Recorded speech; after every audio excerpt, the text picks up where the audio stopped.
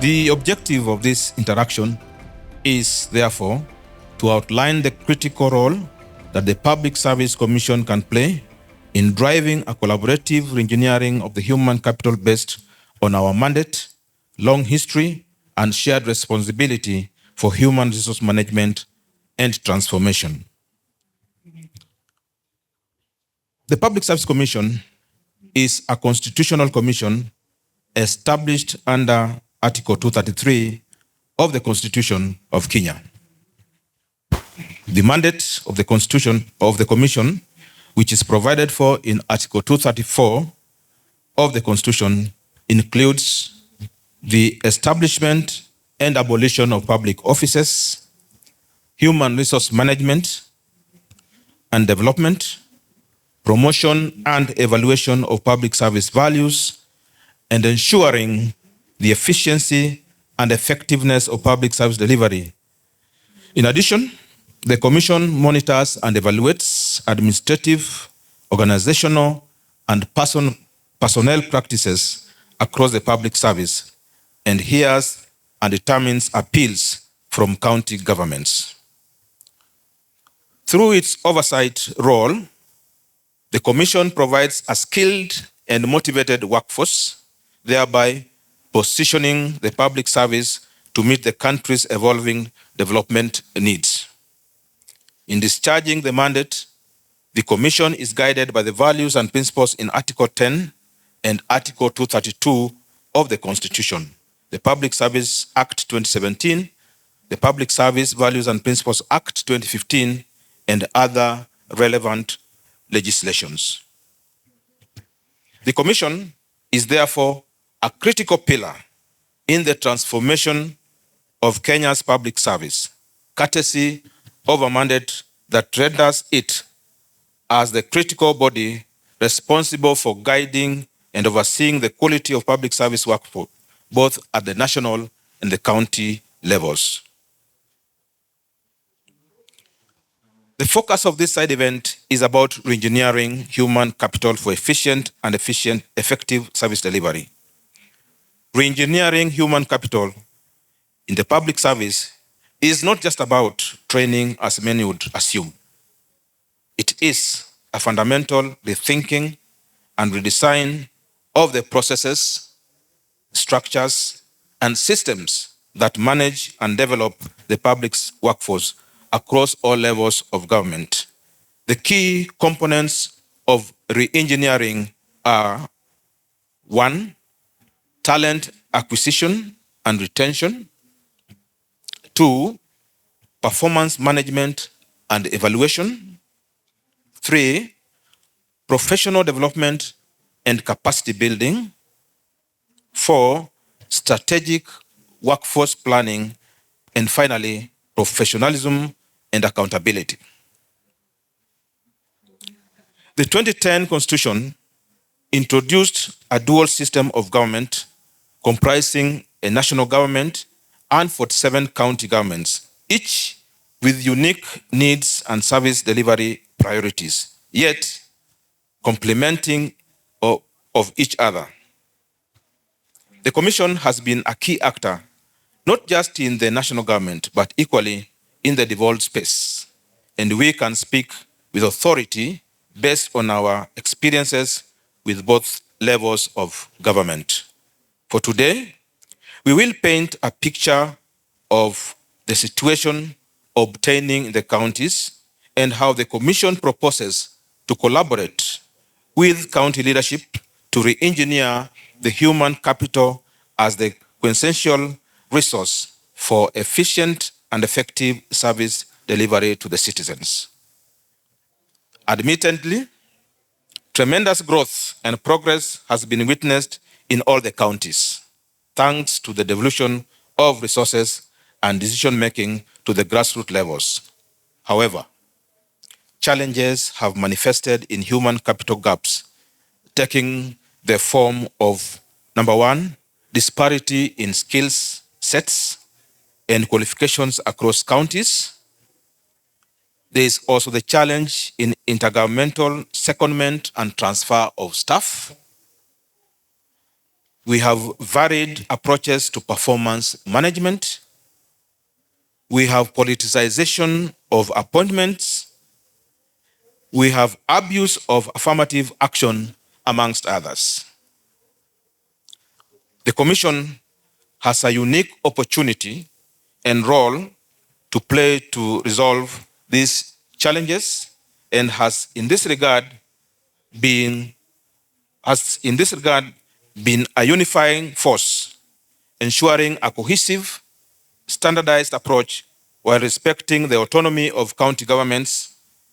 And these roles are summarized in 5 sets. Role number 1, strategic workforce planning and talent management. Collaborative strategy. The objective of this role is to capacitate county public service boards and county assembly service boards to conduct workforce audits by providing technical support and expertise. The key actions are: 1, data-driven decision-making, the use of data to identify skills gaps and redundancies at both national and county levels. Secondly, talent pools. Develop a national talent database that counties can draw from for specialized roles. Thirdly, recruitment policies. Set standardized, merit-based recruitment guidelines that ensure fairness and quality across all government. Role number 2 is capacity building and professional development.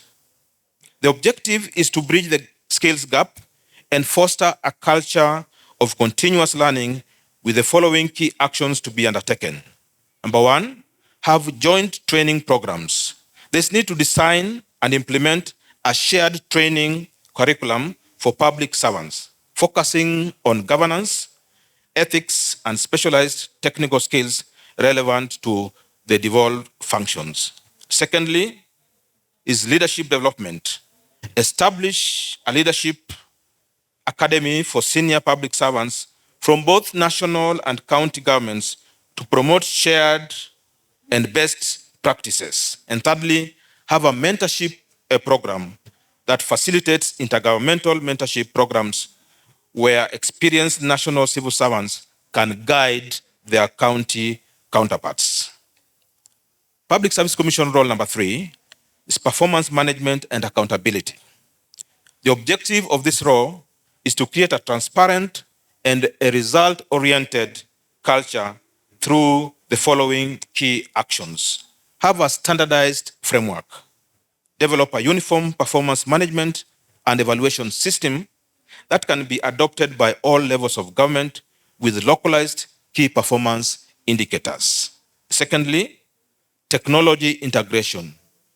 The need to deploy a shared human resource information system to track performance, training, and career progression. And thirdly, a disciplinary framework that provides a clear, fair, and consistent disciplinary framework that upholds professionalism and holds individuals accountable for their actions.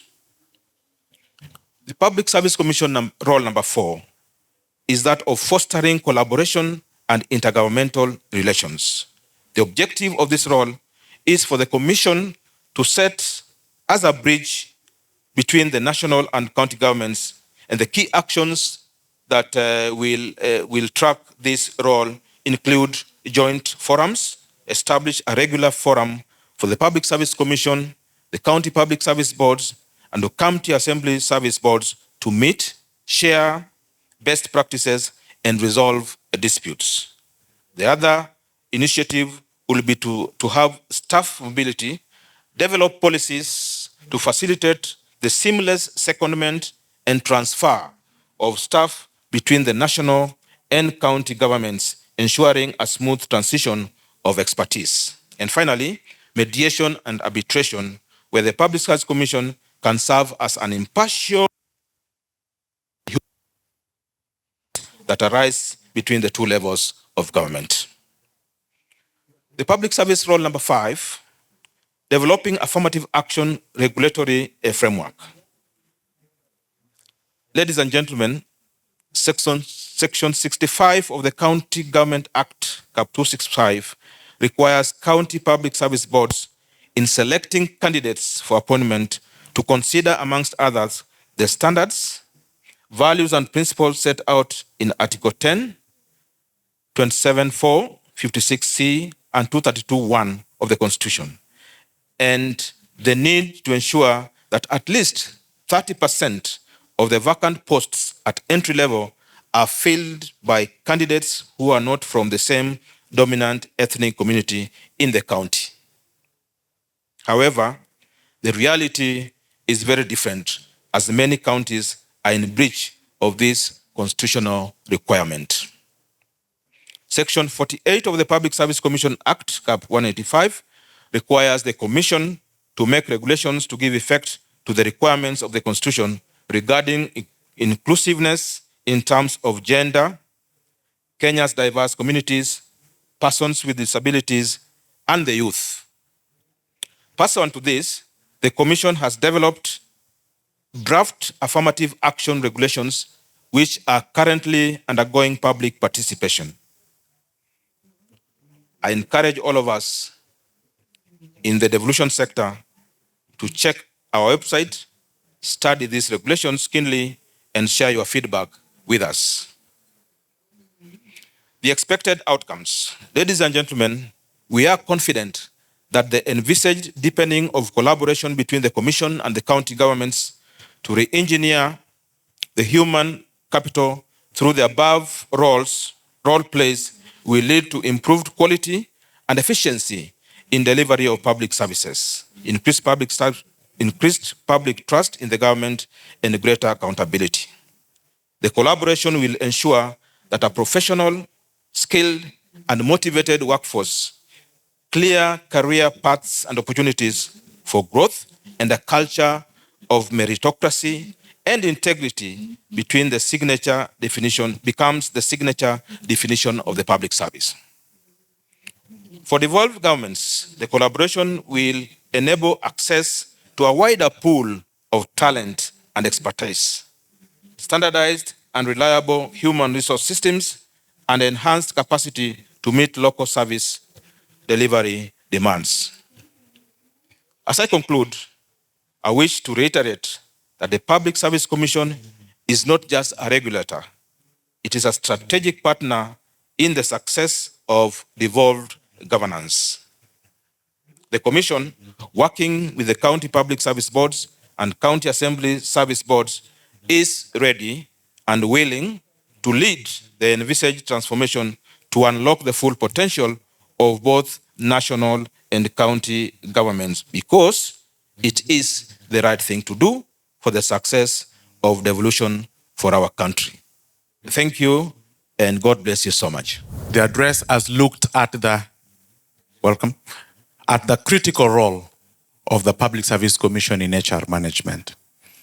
He has looked at the mandate of the Public Service Commission as spelled out in Article 234, and the Commission as a critical pillar in national development. He has also highlighted a number of critical roles that are performed by the Public Service Commission in talent management and in workforce management, the need for workforce audits and standardization, capacity building, not only capacity building for the entire staff, but also capacity building for leadership, mentorship and coaching, and then developing affirmative action plans.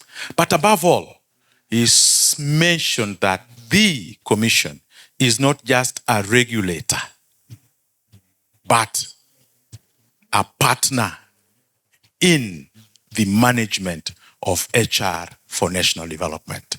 And that is where we are coming from, that we want to develop partnerships to ensure that we have a country that works well. To give us insights into the various aspects of this topic from the keynote address, I will now invite the panelists.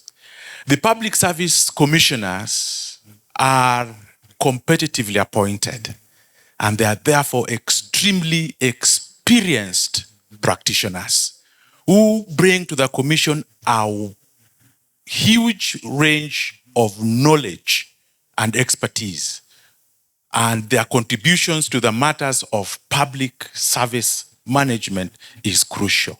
We will therefore benefit from their experience as we look at this topic. The panelists were carefully selected. Each commissioner will focus on a number of things, but before then, I would like to welcome one by one upstage the panelists to be ready to begin the session. Thank you so much for honoring us as a Public Service Commission and agreeing to attend our function. Initially, the first county governments which came in place blamed us a lot on having transferred people who have no skills, people who have, there was a lot of issues, disciplinary issues, people who are not aligned. And therefore, we took a lot of time to capacity build and to try and help counties. In 2013, we had counties who just said they are returning all their HR to the back to national government, and we told them functions, resources follow functions, and therefore there's no room. I think that cohort of people that we transferred in 2013 to the counties are actually living, and that counties have since put on board people who have been recruited by the County Public Service Board. The area of HR practice is quite critical in service delivery. You may want to talk about money. You may want to talk about development of the roads and all the infrastructure that has come up so impressively in the counties. But if you don't address HR, then we are all talking in vain. And re-engineering human capital isn't just about restructuring roles. It's about unlocking potential, aligning talent with purpose. So what is the purpose of our county? And how are we aligning our talent with purpose? And transforming service delivery into a dynamic, people-driven advantage. And as long as we don't address the issues of service delivery to our people, the county public service boards will not be helping the political classes and the other sectors of the county. And therefore, our role is very critical.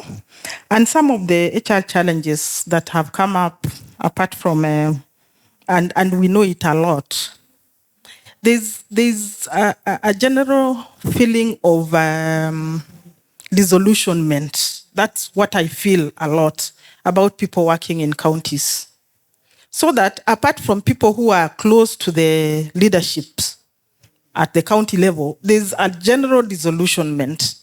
For people who we devolved and who are still in the counties, there's a general disillusionment that they want to come back to national government. Every day we sit in the board, we have requests to transfer back. And it's because people are being mistreated. People are not being handled like people. And remember, we are living in a constitutional dispensation that has the human rights aspects very deeply enshrined. The personal dignity of people, very important even for the HR practice. And yet, there's a general feeling of disillusionment. I'm just talking about my experience. If you look at the doctors, they want to come back to national government. If we advertise jobs, we have so many people who are applying from the county governments. Then at national level, there's this also feeling like, because it's a shared experience and it's a shared role, there's this feeling that, okay, we don't want people from the counties. that we don't want, people from the counties do not have the experience. And I want the county public service boards present to tell us, is that a fact or is it a fallacy? Is it possible that the best public servants are actually working within the county governments? Is it that we don't know? And if we know this, what can we do then on that talent that we have so that we help our government and our country to grow even better and to be able to harness that talent? So that in the area of HR, the challenges of recruitment and selection, and I think in the keynote address, Commissioner Owino has already said it, that unless we base our recruitment on the principles that are enshrined in the constitutions, merit and fair action, and the issue of ensuring that the diversities and the values are taken into account.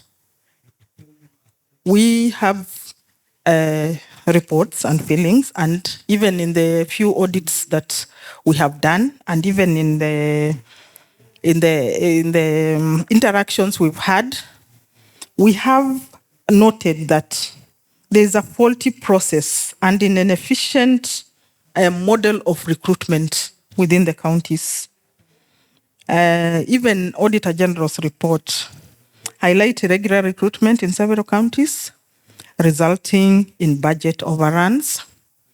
Auditor General's report, the Kenya Institute of Public Policy Research and Analysis found that 32% of the county governments of staff lack the required qualifications for the job roles, leading to inefficiencies and service delivery gaps. These are independent institutions which are auditing in their own to report to government on what's going on. This is not coming from the PSC, and this is data that is available for you to know. Then what can we do about that? Some counties have been flagged for hiring especially support staff levels without conducting interviews, that you just come with your sister and brother and mother and father and give them jobs. Then there's the issue of skills gap and capacity limitations. As a matter of fact, as we came in as a new commission in January this year, we have noted, and I having been there in the public service, that the skills and capacity of public officers has been eroded tremendously. Some of the issues regarding that is relating to the lack of training funds, and mostly because you do not intentionally go out to provide for staff development. That is an issue that we are also realizing even at the national level. And therefore we are asking ourselves, and even in this forum, can we make some resolutions on skills and capacity development? And you heard that in our keynote address, that we need to probably come up together for a leadership academy, an induction model. I know that the counties yesterday released an induction manual for counties, but the limitation of that manual, or it's a first step in terms of harmonizing and standardizing what is the expectation.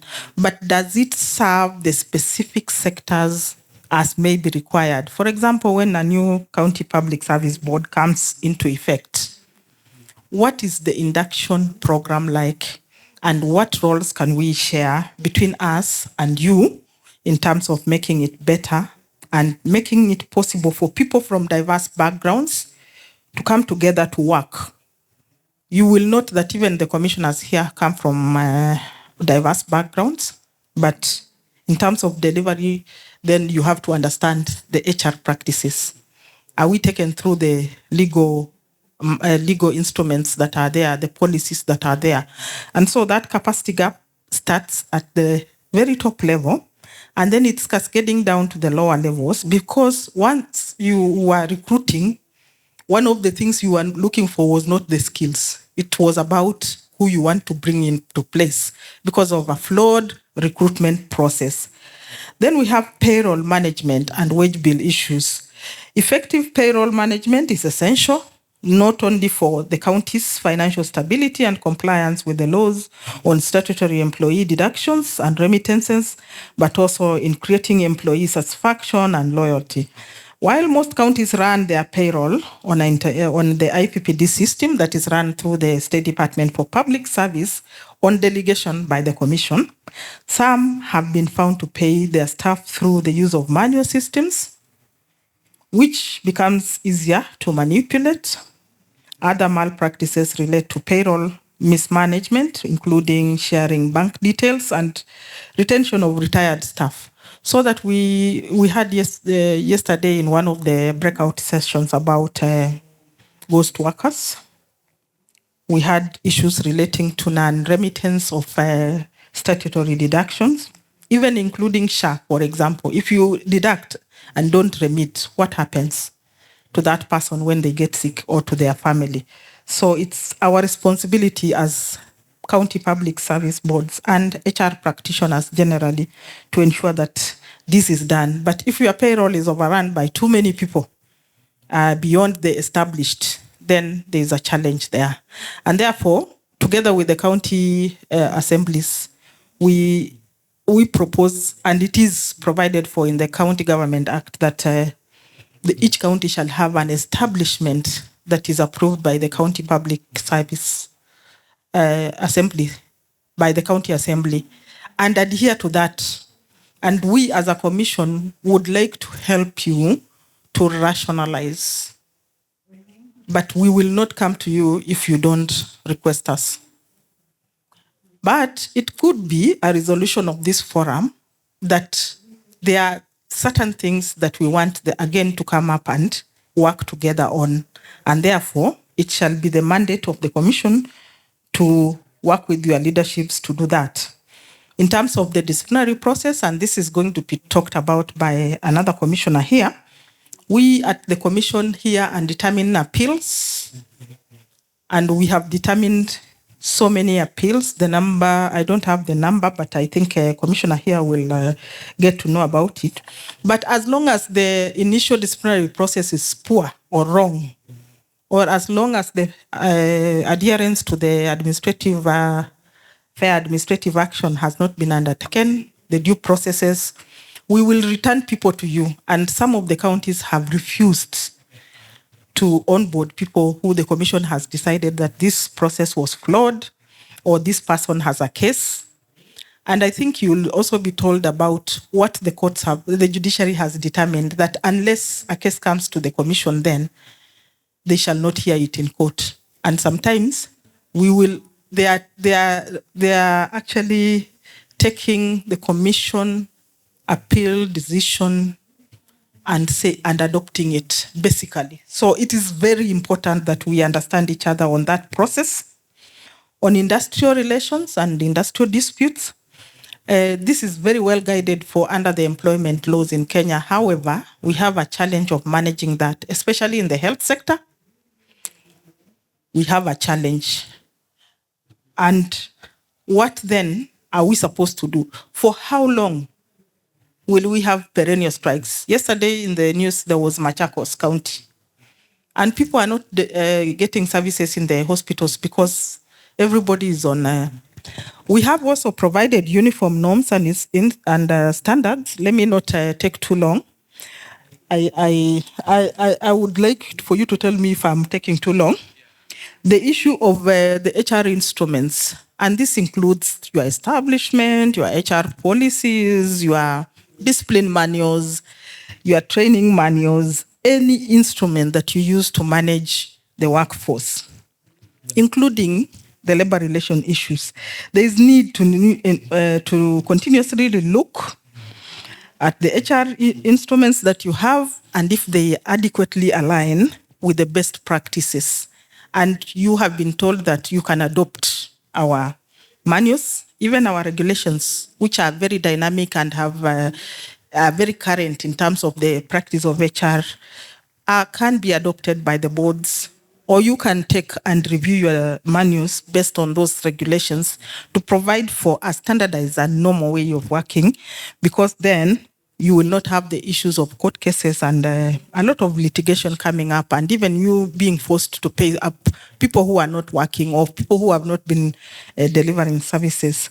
There is the issue of diversity and inclusivity, a very important aspect which has since been ignored. In 2013, when we came in, when the new counties came in, there was the issue of the 70-30, where 30% of the people are supposed to have come from any other, apart from the dominant community in the county. That has since been eroded.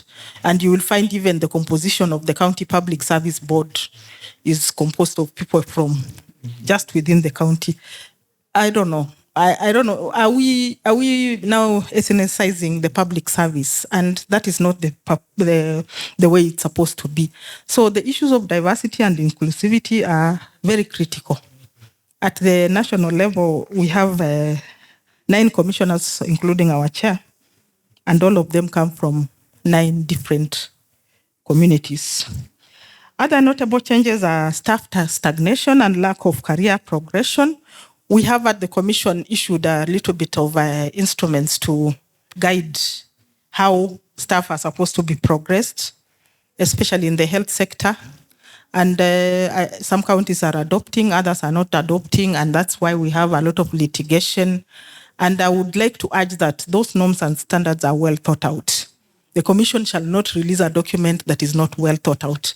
The challenge is that the county governments are independent, and sometimes a lot of that independence, then you say, no, we shall have our own. The Constitution says within uniform norms and standards, the county governments shall manage their people within uniform norms and standards. And who is the provider of the norms?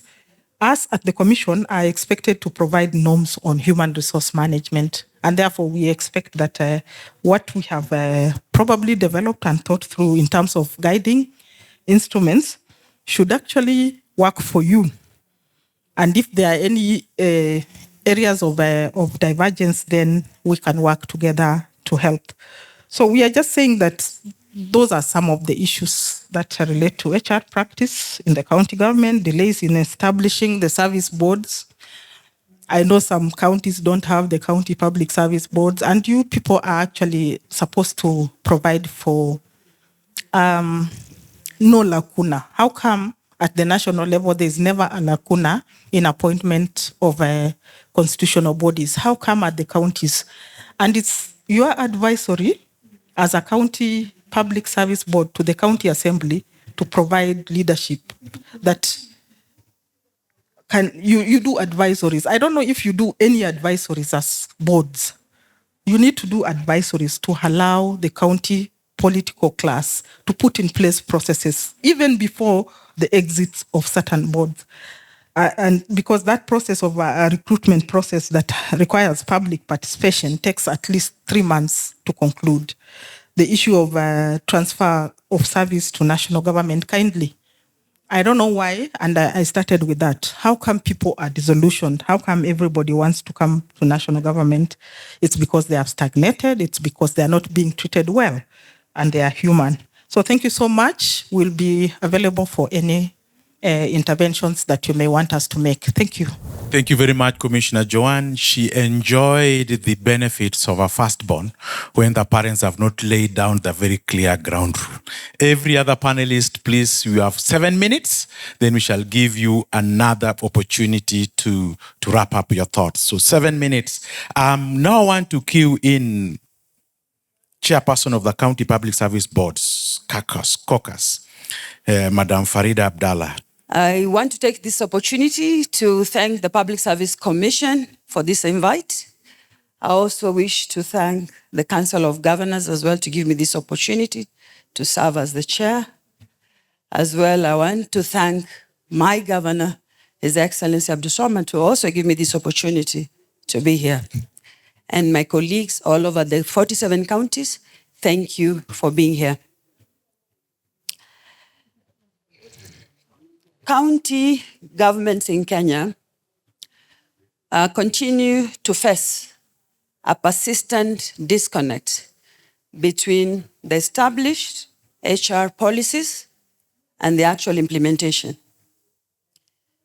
The policy and the practice dichotomy actually hampers service delivery, accountability, and professionalism in the public service.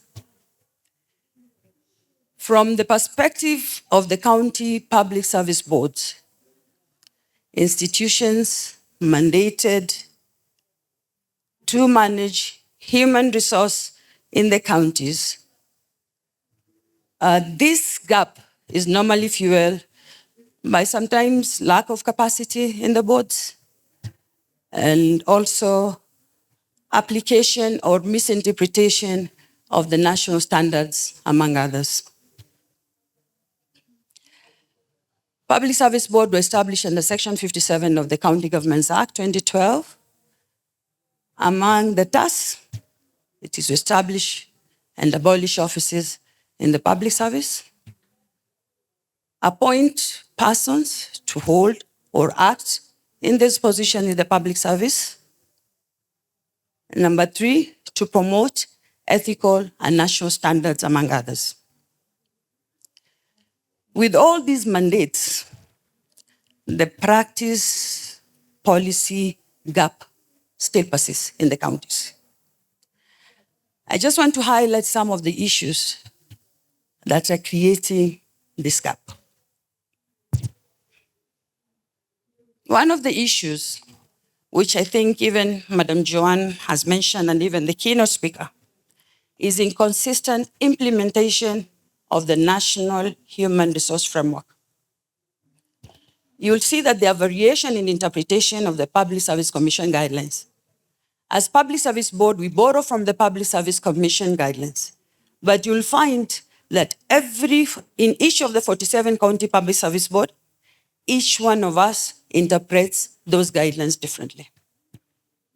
Lack of harmonized county human resource manuals and SOPs. Each county develop its own manual. Each county develop its own standard operating procedures. Each county interprets what those guidelines are. And that's the main reason that we have a lot of appeal cases in the Public Service Commission as a county public service board. Another key issue we are facing as the Public Service Board is limited capacity within the counties. Boards, we normally lack the skilled personnel, and we also have weak institutional capacity, which compromises on the policy enforcement.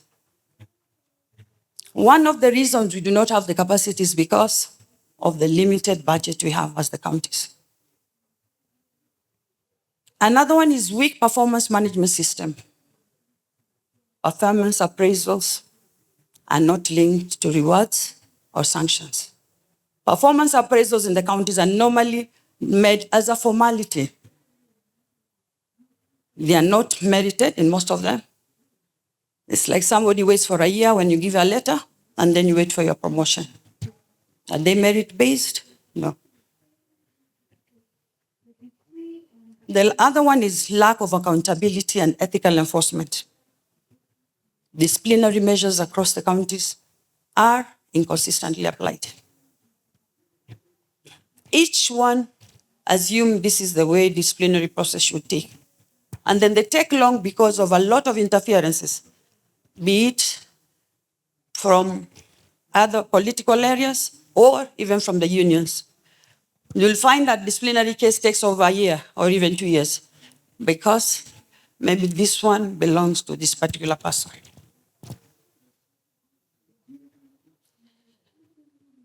What is all the implication of all this? It affects the service deliveries of those counties. Human resource is very crucial for the counties.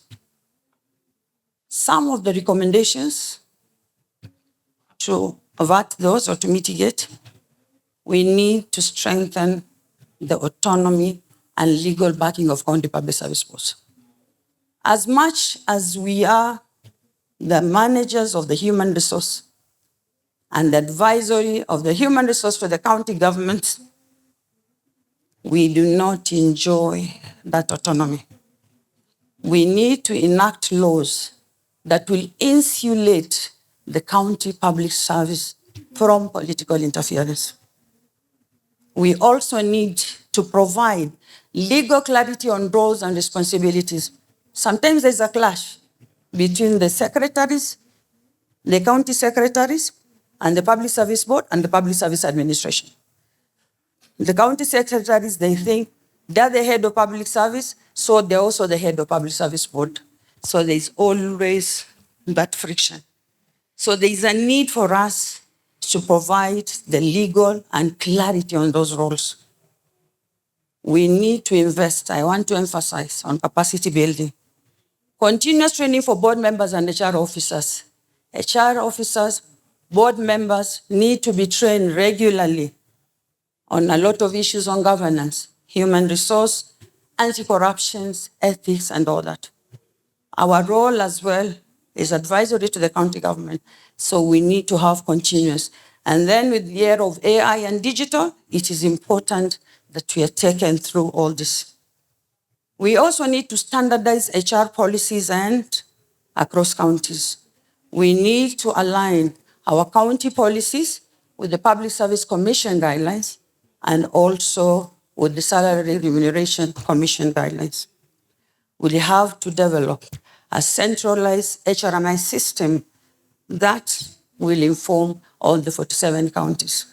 Most of the time, we attend a lot of forums, we implement policies, but implementation across the 47 county boards, nothing happens. We also need to enhance accountability mechanisms. We need to strengthen our internal audit and oversight functions. I was happy yesterday that the president gave the independence to the assembly. So in their role as oversight, they need even to do better. At the end of the day, oversight does not mean you are a prefect every time you are looking for issues with the boards.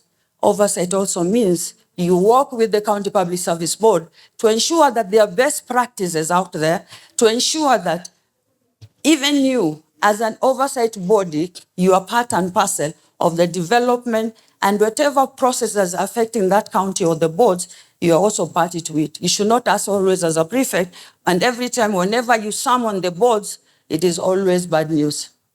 Oversight means you collaborate, you work as a team. The other counties which enjoy the oversight with the other, County 001 is one of them.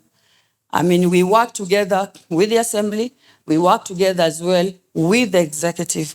The issue is here, or what it is, we are independent as boards, but we are also interdependent. Interdependent of other departments, interdependent of the other executive. The manifesto of the governor or the needs of the department is what we will inform our recruitment process. We need also to promote transparency and citizen engagement.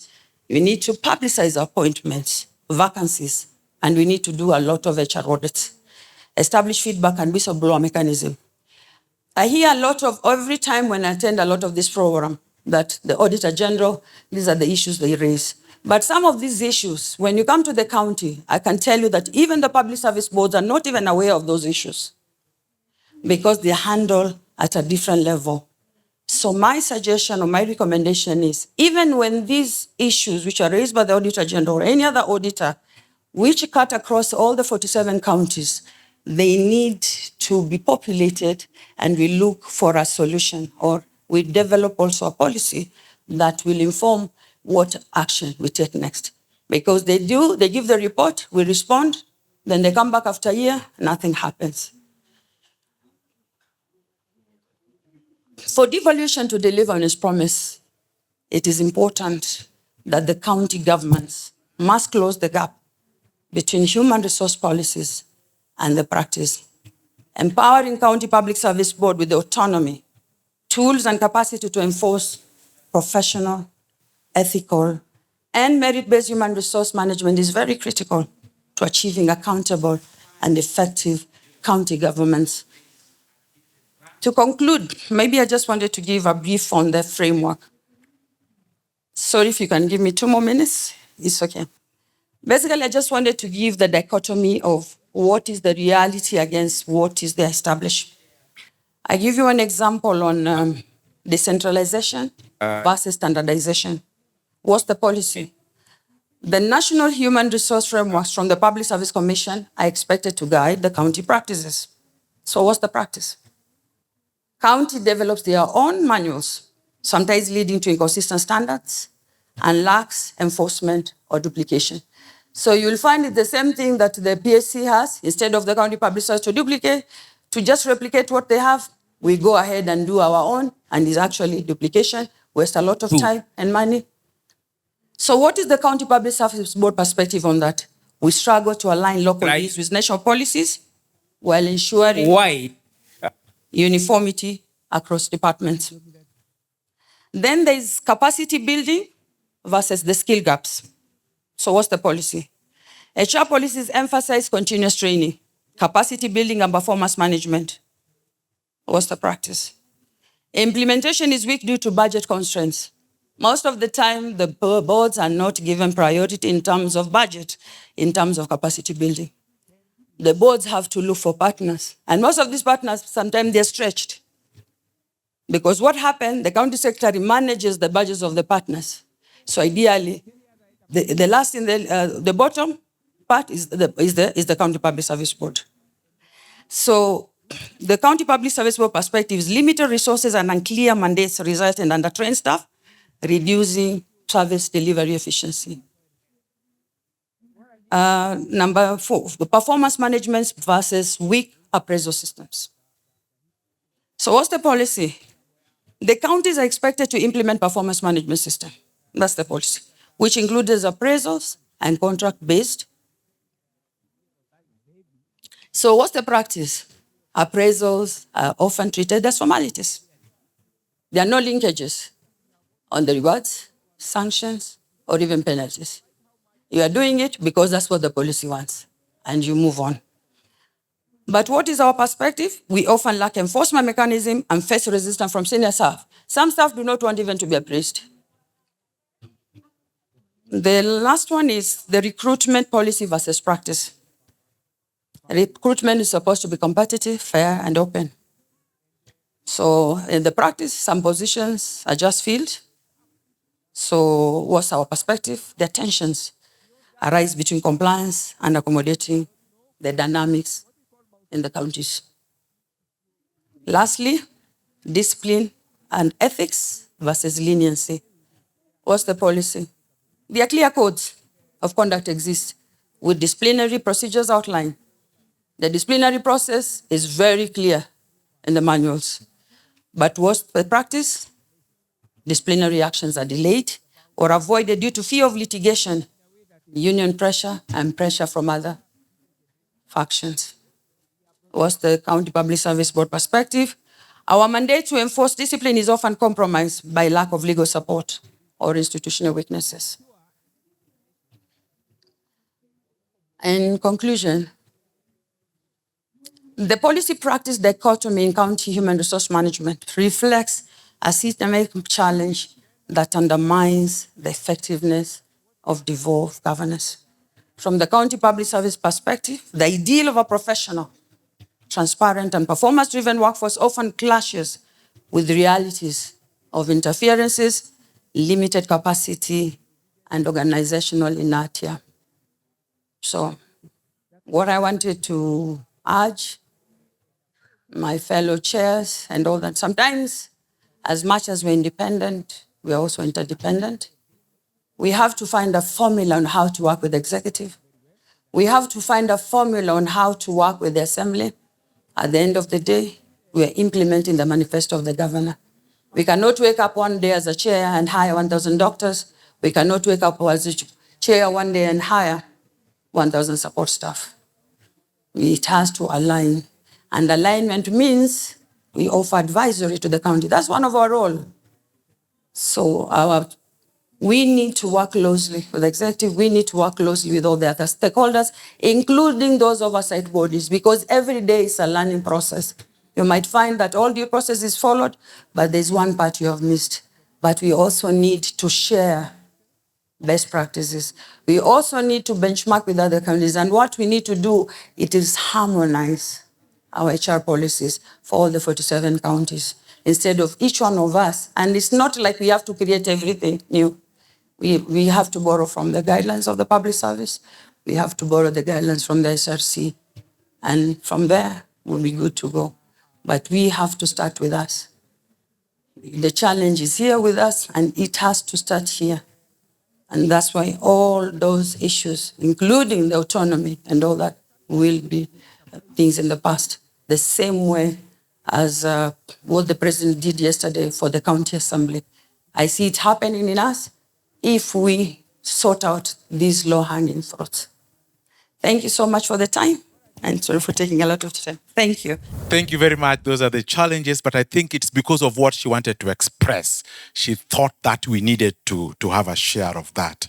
And that also reminds me that I'm now finished with the fair agenda. When I want to leave at 12 o'clock, I tell my wife that, we are leaving at 9 o'clock so that she prepares in time. I've realized. Thank you very much. We have looked at the perspectives of HR in the county and also the emerging issues from the Public Service Commission. I would like now to cue in Commissioner Francis Major to give us a perspective on recruitment and capacity building, because we've looked at what are the issues emerging, and then we want to see, is there any need for us to be careful about how we recruit and how we build capacity? So good afternoon, everyone.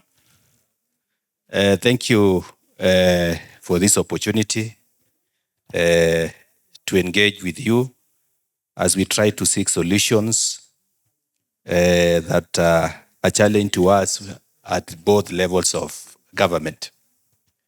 On the issue of recruitment and selection, I think that's where the challenge begins. And it is a challenge at both levels, at the national government and at the county governments. What is the ideal? Do we have standards? Do we have norms that we follow in the process of recruitment? It is very true from the discussants who are before me that we are not short of regulations, guidelines. The gap begins to emerge at the implementation level. And I think the framers of the Constitution had something in mind why they established independent commissions. The Public Service Commission is an independent commission, and so as county public service boards, so that you can exercise to a large extent some level of independence, especially from the executive, that you will do the right thing. But we know sometimes we can be under a lot of pressure, but it is always good to ensure that the right things are done. The problem begins when we don't have proper HR instruments when it comes to recruitment. I don't know how many counties have very well documented HR instruments, and one of the instruments is the establishment. Why do we have excess workforce in our counties if you have an establishment? You shouldn't do any recruitment if that is not accommodated in your establishment, approved establishment.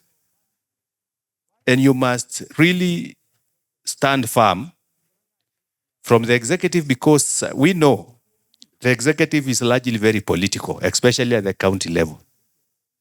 Whenever they go to the ground there and they're under pressure, the first thing they say when they go to the village is absorb this son of ours here and there. But there's no establishment for that position. So it is you to guide these people that we must follow a certain standard. And if there is no room for in that establishment, you shouldn't allow the issue of recruitment, so that we don't end up with a situation where we are in currently, where virtually over 50% of the budget of the counties is going towards PE, personnel emoluments. Then the other challenge then follows. When there is a vacancy, do we develop indents that attract the position or describe the position or the person that you are looking for that position? It is a challenge even at the national government. And the people who are the user departments are the one who are supposed to generate this indent because they know the kind of person they are looking for. But many of the times we find there is a gap. And we have seen even incidences where that indent is developed or tailor-made to a specific person in mind. I think then that makes the process uncompetitive because it is done having in mind a specific person. So while you're developing those indents, make sure that the technical people, the HR people are working with the technical departments in developing that indent. I also hope that there is a process of advertisement for that position when it's vacant so that there is competition across. Then there's shortlisting and interview and eventually placement.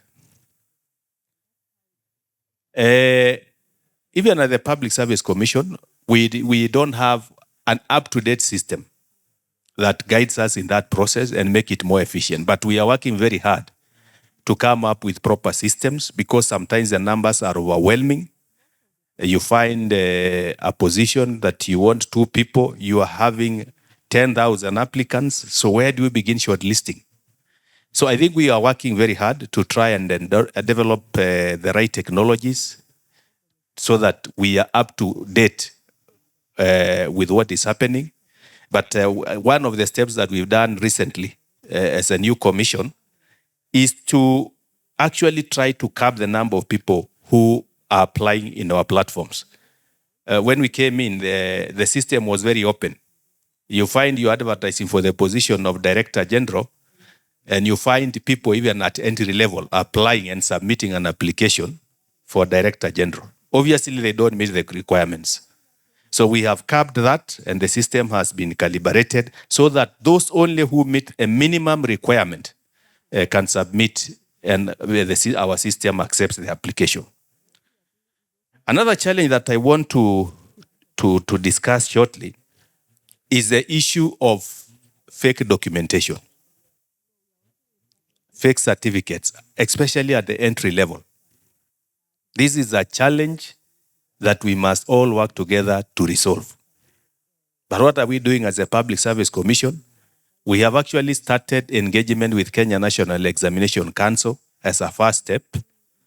And we are working on a program to interface their system and our system so that this issue of fake documentation of sex certificates can be dealt with once and for all, with finality. We've made very good progress, and the recruitments that we shall shortly be doing will be subject to that, so that when you submit your documents, there is an automatic verification of the details of the certificates being submitted electronically without any human intervention in the process at the Kenya National Examination Council. We also want to invite the county governments to join us in that effort so that we can work together to deal with that problem.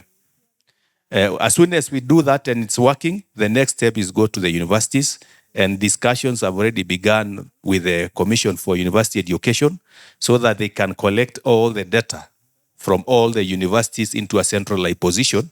Then it becomes very easy to link to a centralized database to verify documentation. Another challenge that I want to present is this. At the national government and the county government, there should be more movement of people moving from the national government to work with the counties, and people moving from the county governments working with the national government. But if we don't have a standard, then that becomes a problem. And I will give an example. We have seen incidences where you advertise for a job, let's say at level of a director, then somebody is a director at the county government, and because it is still the wider public service, they're eligible to apply for that job. But when they present themselves, you find somebody who just graduated 2-3 years ago. Then you wonder, how did this person who graduated just the other 2 years ago rise to the level of director? It is not possible. And that is why we are saying we are having difficulty, and we must agree that we need to have standards and norms. If somebody has to go to job group S, at the national government, the requirement is at least you must have worked for close to 15 years. Then there's somebody here who just graduated 3 years ago. Is that really fair? So we are saying we must agree at the both levels of government that we must have norms and standards that we must all abide with. Otherwise, then it will not be possible for those who want to apply for jobs from the county government to join the national government because of that disparity.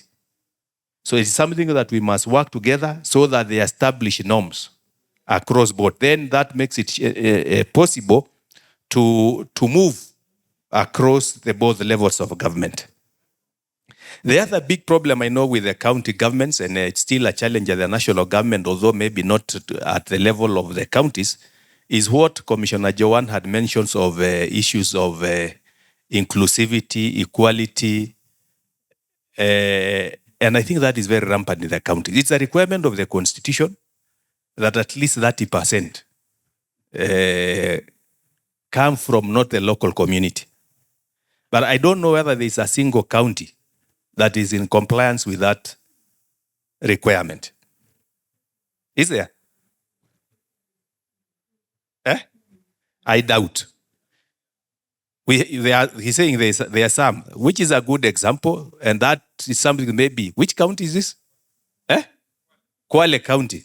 Very good. So you need to, for those who are really affected by that, they need to go to Kwale and see what is happening. But we can start. I know some of the issues are historical. They happen when people were transferred to the various county governments. But you can start the journey so that subsequent recruitment are in compliance with that law.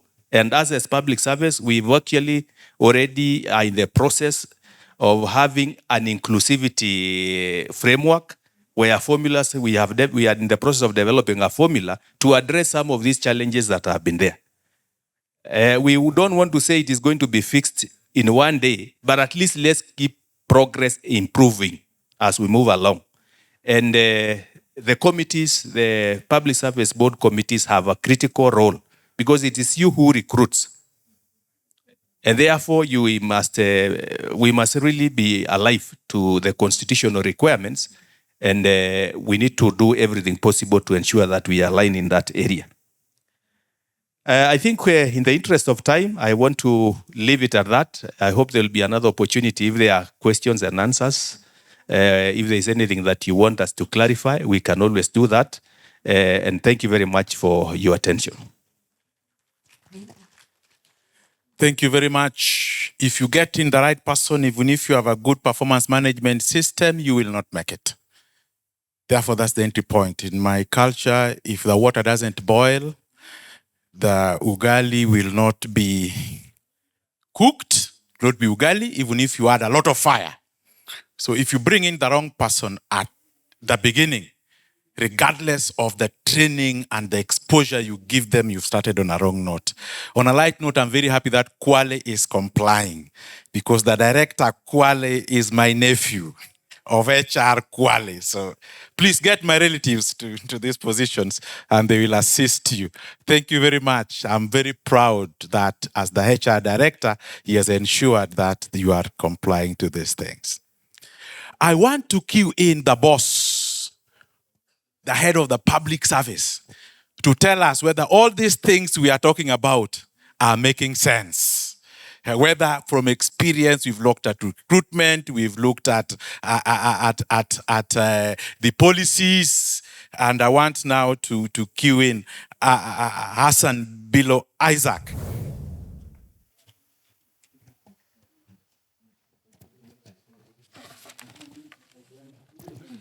7 minutes, please. Thank you so much. Unlike the County Public Service Board, the office of the County Secretary doesn't have a bigger brother like Public Service Commission.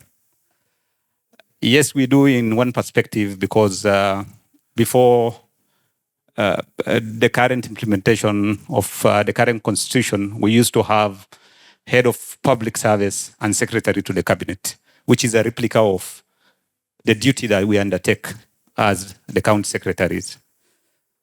The last two administrations have seen that office under the office of the president change from head of public service and secretary to the cabinet to chief of staff and head of public service, which makes it a little bit complex for it to become an exact replica of what should or ought to happen within the counties.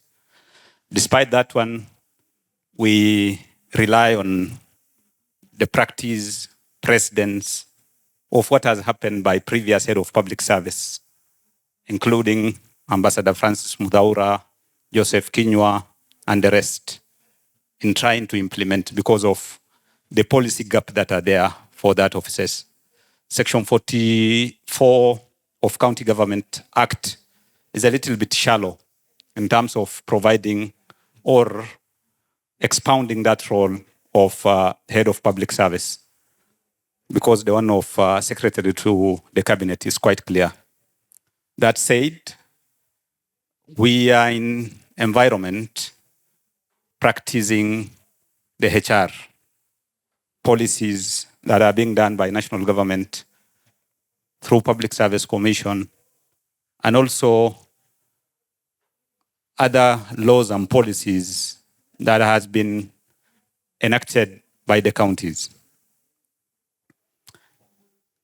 Some counties are unique, and it becomes challenges to have customized the laws that are there. Despite that one, the county secretaries or the executive arm of the county government are trying to implement the policies that are there, the policies that has been enacted within our local county assemblies. And so far, in 12 and a half years of devolution, counties are faring well,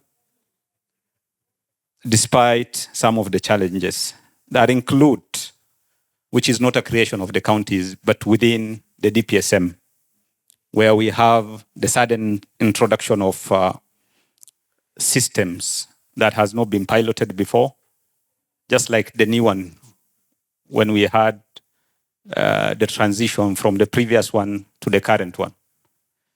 We still have omissions in paying the allowances that are resulted from the migration from the previous system to this other one.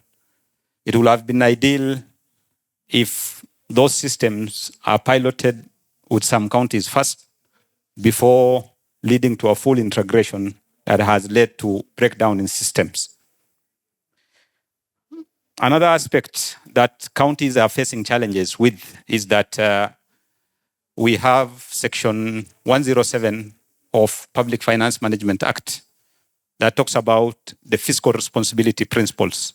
And it provides that at least a maximum, not at least, it's actually maximum of 35% of total budgetary allocation should go to personnel emolument.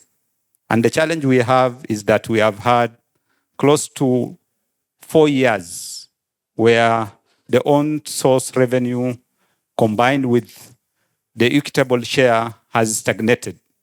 So which means despite the growth within the payroll, even despite minimal recruitment being done, it becomes difficult for counties to comply with that. So those are the kind of challenges that we have. And that is why, as Commissioner Major indicated, that we are having challenges in complying with that fiscal responsibility principle of having the wage bill pegged at 5%. And that said, there are many things that can be done to re-engineer the human capital. And we serve in an environment where, to the Public Service Commission, where we are having individual staff making the appeals directly to Public Service Commission, despite the structured way that is there, going through the Departmental Human Resource Advisory Committee, the County Human Resource Advisory Committee, the County Public Service Board, then thereafter, the appeals goes to Public Service Commission. We have had experiences where professionals within the medical services going directly to Public Service Commission and appealing for a case that has not been dealt with, even at Department of Human Resource. That is on the appeals and also other disciplinary measures. On what my sister, the chair for County Public Service Board caucus, talked about the role conflicts within the established offices. Indeed, counties is a new trend.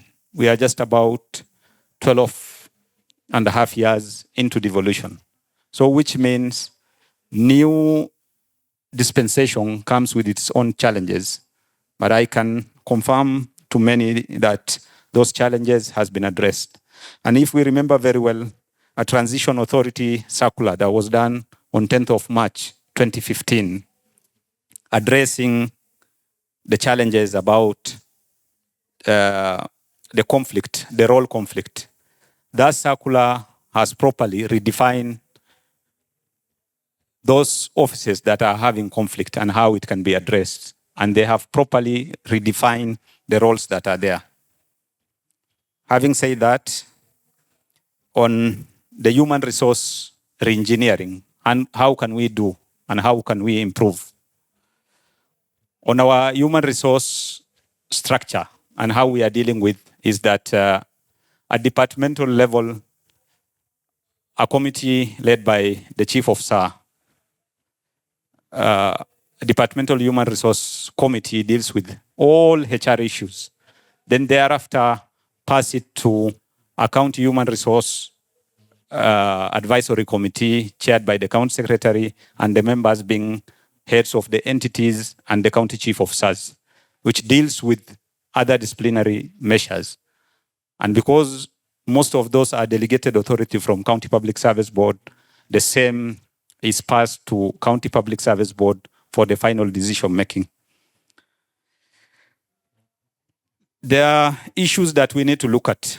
Number one being, which has been mentioned by Dr. Owino in previous submission, is that as we re-engineer the system and digital infrastructure, we need to ensure that for that system to be rolled out properly, it must be integrated into payroll, into leave, pension, and synchronizing it with IFMI system to eliminate the aspect that we have about ghost workers.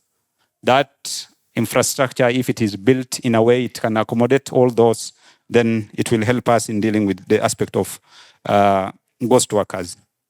On talent planning and management, we seriously need to conduct human resource and skill audits to ensure that we identify any mismatches that are there between the employer competencies and the job requirements that are there. Number three is the change management. Change management, we all understand, normally has a lot of fight back. And for that to happen, we need to use a data-driven decision-making to ensure that the change happen. And finally, is to redesign the way we think about recruitment. How can we acquire talent and manage that talent? The aspect of induction always come in. And we understand that the last process within recruitment is induction. If you recruit 100, 200 staff without inducting them and push them to the public service, then it becomes completely difficult to manage that staff. And with the current trend of the Generation Z, we might face challenges with an employees that you recently recruited, and you are unable to integrate them into the traditional public service practice. So it is important that we do that. And finally, is the aspect about the employee well-being. We are having issues about mental health. We are having the aspect about work-life balance. How can we address that? All these are the factors that we consider as we look at standardizing all our human resource policies. Thank you. Thank you very much. A round of applause for him. That gives us the perspectives of the boss. He is mentioned towards the end of his speech about appeals. I want to cue in Commissioner Molubul, who deals with appeals at the Commission, to give us perspectives on what leads to these appeals and what is experiencing those appeals. We can hear the music is already playing, which means that we are overrunning our time. We have been given up to the next maximum 15 minutes for this session to end. Please, Commissioner, I hope you are going to be prudent with time so that we can have a brief plenary. Thank you very much. Good afternoon, everyone. The goodness of speaking last is you don't have to say anything. Everything has been said by those who spoke before me. So, as has been said, I chair Appeals Committee. And I am happy today I'm seeing the people who make my life difficult. So now that you are here, I hope when you go back, you always remember that things has to be done within certain legal framework. So the responsibility of hearing appeals from county by the Commission arises from Article 234.2, Sub-Article 1 of the Constitution, which gives the Commission the function and power to hear and determine appeals in respect of county public service. And recent ruling by High Court has now made things even more tighter by guiding that our decision is final. So that means me and my team must do a watertight ruling, that even if it is appealed at a higher court, it might not be overturned. So the appeals area cover quite a number of areas, including recruitment, selection, appointment, and qualifications attached to any office. That comes when you are doing recruitment. Then remuneration and terms of condition of service, disciplinary controls, national values national values and principles of governance, Article 10 and 232 of the Constitution, retirement and other forms of removal from public office, pension, benefit, gratuity, and any other terminal benefit, or any other decision the Commission considers fall within its constitutional mandate to determine. So what are generally the emerging issues? The issues of human resource manuals.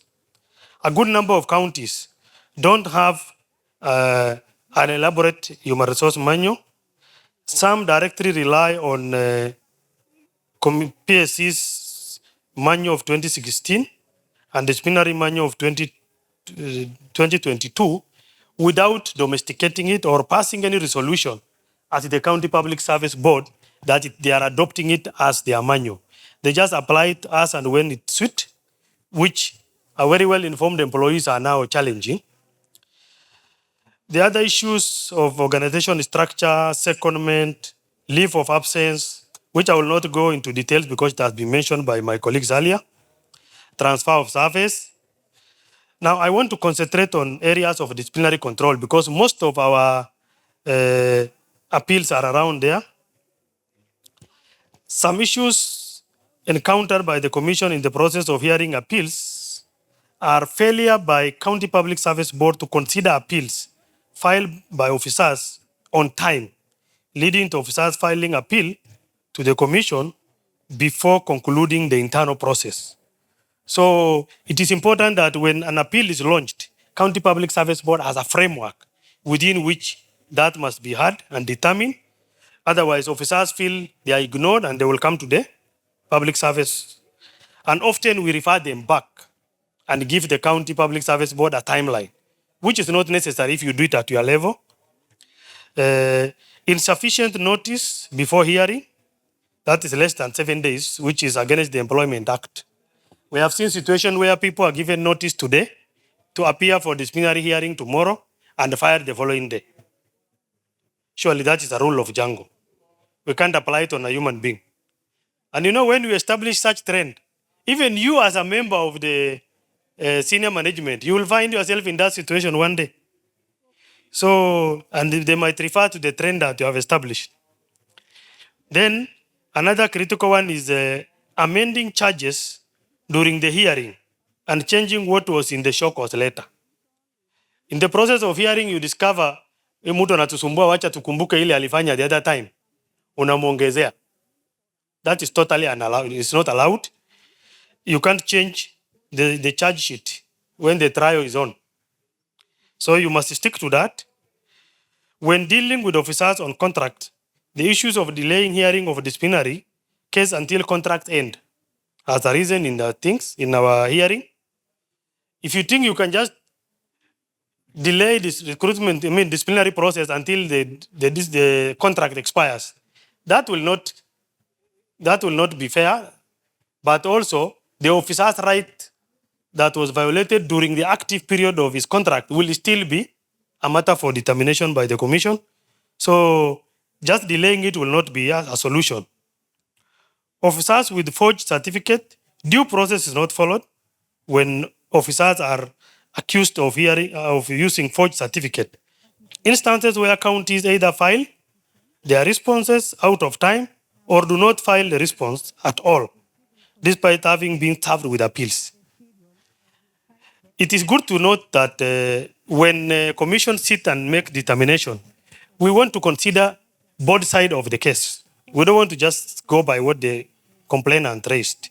So if we ask you to submit, do respond, please respond in good time. Otherwise, you will force us to utilize the material before us to make a determination, which you will have avoided. Then the situation arises where somebody who, in your opinion, has committed a gross misconduct, commission end up reinstating because you have failed to defend the case. So it is important you adhere to that. Some counties do not implement commission decision on their appeals, thereby denying justice to the appellant.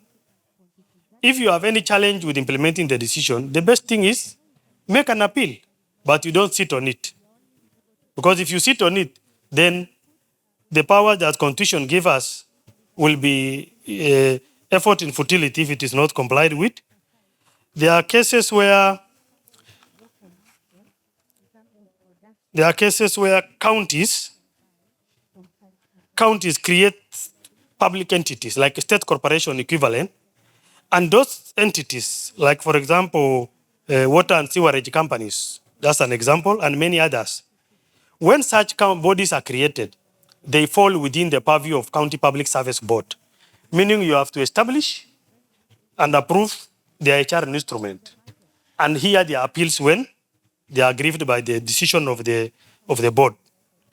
Now, before Mr. Doctari here give me a notice to vacate, in last 3 years, we have received from 2022 to now, and we are just halfway this year, we have received 895 appeals from counties.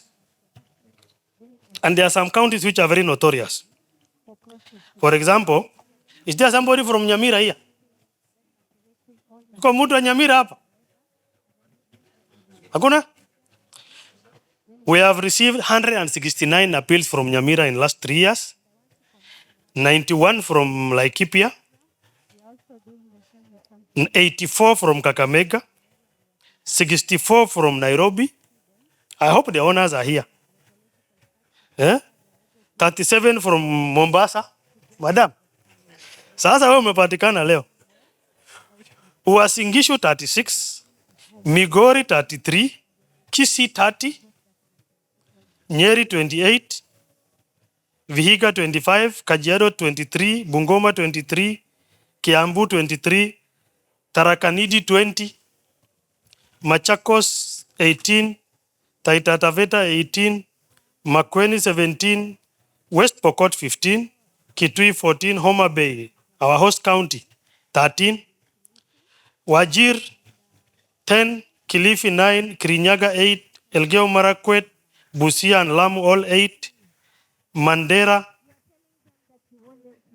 boss, watu wako 7, lakini mmejaribu. Kisumu 7, Turkana 6, Bomet 6, Muranga 5, Nakuru, Nyandarua, Siaya 4 each, Garissa, Meru, Isiolo 3 each, Samburu, Trans Nzoia, Nandi, Kwale, and Tana River 2 each, Baringo, Narok, Embu 1 each, and interestingly my county 0. Lakini sijawarig ni hivyo tu. Now, in conclusion, I think in my observation what is critically lacking, which many people here have alluded to, is a universal human resource law that guides practice of human resource across the country, equivalent to what we have for procurement and finance. In procurement, regardless of which department you work in, you must comply with Public Procurement and Assets Disposals Act. Same for finance. PFM Act applies to all professionals in that field. I think it's time we lobby the politicians who legislate to come up with such laws so that our actions are guided uniformly. And finally, given these challenges, we have initiated talks with the County Public Service, Council of Governors, so that we start a process of capacity building, both county assemblies, public service board, county public service boards, and county secretaries and county directors of HR, so that we uniformly take you through all the procedures of HR, such that where you have gaps, you are able now to act from point of knowledge. Madam Farida and Mr. Bilo, now that you are here and this concerns your docket in the counties, please strengthen that with the County Council of Governors Forum so that we quickly have that within this financial year. Thank you very much for hearing us, and we'll be available for any other clarification. Thank you. Thank you very much. I'll try to be very brief. But first, let me start by appreciating the organizers and specifically Public Service Commission for bringing us together. The discussions were very useful. On performance management for the county, mine is a contribution and probably that can elicit some response from the panelists. What is the role of independent officers in the performance framework for the county governments? Borrowing from the national government, we know that there are various indicators which are evaluated by various institutions for purposes of objectivity. But for the counties that have been undertaking the performance management, they are here, they will correct me. I don't think that is what they are doing. For instance, the Commission on Administrative Justice at the national level is in charge of an indicator on resolution of public complaints. And in all the ministries, MDAs are expected to submit quarterly reports, and certification is given at the end of the financial year, which forms part of the overall score for that institution. Why are county governments not following the same process? Thank you. Thank you. My name is Godfrey Akumali, the County Secretary in Nairobi City County. And as you've heard, one of the challenges that we face is implementing policies that have been drafted or brought about by the Public Service Commission. Key to this, of late, counties are grappling to implement a career guideline in the health sector, specifically for clinic officers and also for nurses. These career guidelines were developed without the input of counties. Unfortunately, they have a financial connotation and in essence have an effect on our wage bills. implementing these policies is becoming extremely costly. And as it stands today, we are facing litigation over this particular, especially for the nurses and on the county and on the clinical officers. We are in court, all the 47 counties, and counties are facing a challenge. When we are working towards limiting our budget 35% to human resource, and then we develop these guidelines without the input of counties, we have a big problem. I urge that the Commission urgently considers a meeting and probably a seminar together with the county secretaries and the county public service boards, so that we align ourselves and know how to work together in ensuring in future we have no such conflicts. And this would be very important to us. Thank you. Thank you. Yes. My name is Judy Oduma, the team leader for the Good Governance Program at GIZ. And I know we have a partnership with the PSC. Very happy that this session is happening today, because in my previous life, I think of almost 18 years, worked with the local authorities and of course with the county governments from COG, County Assemblies Forum, and now here. To congratulate you first for having thought about this session. I know maybe because of time, you're not able to tell us so much more about the county assembly service boards. I thought there was a lot of weight on the county public service boards. Yet we know there is really also a crisis, if I may say, if you allow me to use the word, also at the county assemblies. I think the issues of rationalization, human resources policies, staff establishments, and so much more. We have the same issue, I think, as stated by Commissioner Joan, also the county assemblies. Also on the same vein, when we talk about disillusionment for staff at the county assemblies, I think this is really also because of the frustrations around issues of resources. Because Schedule 4 clearly states and outlines the functions that must be devolved. We now have the privilege and really the advantage that with the gazettement of the transfer of functions and also delineation of functions, the concurrent functions, and with the president also giving a go-ahead on the costing of functions, I was just wondering whether PSC can take advantage of that and maybe work with IGRTC, because they are proceeding with the costing of function. And maybe as you think about standardization on staff establishment and human resource policies, norms and standards, standard operating procedures, you can consider working with them, because we are aware that IGRTC revives or started reviving the intergovernmental sectoral forums. And this is where all the issues around resources, around the functioning and around operations of the counties actually happen. And it can help us to align, to know, for example, across the 47 counties, even the departments are not aligned.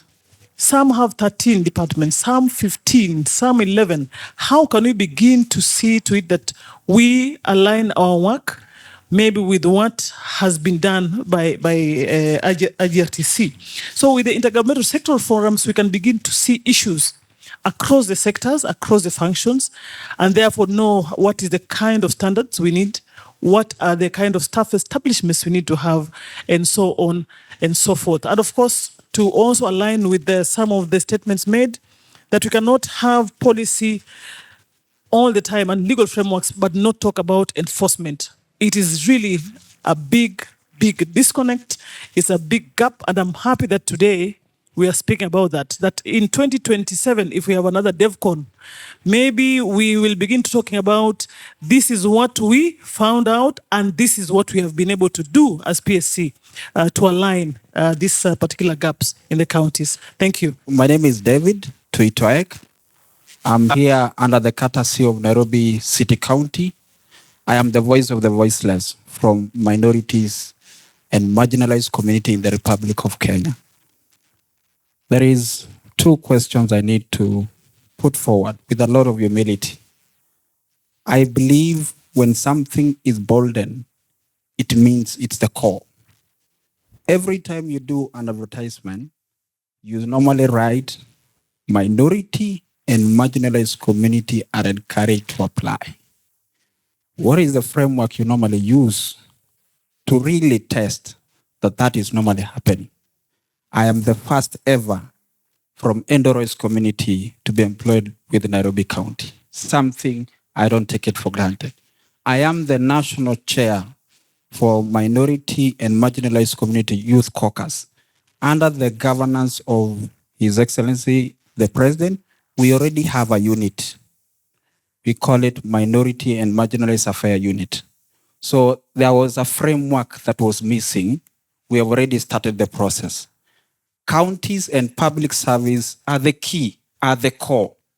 Kindly, I'm encouraging that once that policy is put forward, support, because minority and marginalized community are suffering, and we have all it takes to transform the country. Otherwise, that was my 2 questions, and thank you for the opportunity. Thank you so much. As I make closing remarks, allow me to just comment what ombudsman are doing. I think, as previously said in my previous life, the public service, there is a growing trend that is happening always.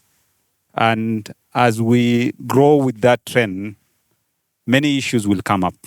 Counties, we have left the stage of now baby crawling. We are at the stage where we can do what Public Service Commission has been doing all those decades. The public service officials within the counties are not inferior to the ones who work within the national government. The issue of capacity is all over. Within the national government, the weak capacity within the public service is there in the national government, it is there in the county government. It is us as officials who try and capacitate our officials to ensure that we meet the demand that public service gives us as we go forward. Thank you. Thank you for the opportunity. Maybe I just wanted to make one comment on one of the questions asked on from the SRC, the one who was a director of SRC on the bonus. The issue of the wage bill for counties is a bit complicated, and each county is very unique. That those counties that have also inherited from the defunct municipality. So ideally what we are doing to wage off the wage bill is through attrition. So, I mean, the issue of bonus is welcome, but it's not that the counties, we have irregular employment. Some of them, we have acquired some of the defunct. So it's through attrition, and slowly we are working towards that. Then there was the issue of the career guidelines and the nurses and everything. In fact, I see we had a CBA meeting at the COG, whereby we had to approve. The challenge with that is what happens with some of the counties because of the pressure from the unions, they approve their own maybe CBAs or the careers. And that is the reason why what I was saying earlier, that we need to harmonize some of these issues for all the 47 counties. And once we have one document, then we can be able to domesticate for each county. That way we will avoid some of these issues which are being said. Minority and marginalized, I welcome this idea. That is a great thing, and congratulations for the position, and we take your recommendation not lightly. Thank you so much for that. Just to close off, I think it's important, as I said earlier, that we need, the devolutions need to keep up their promise.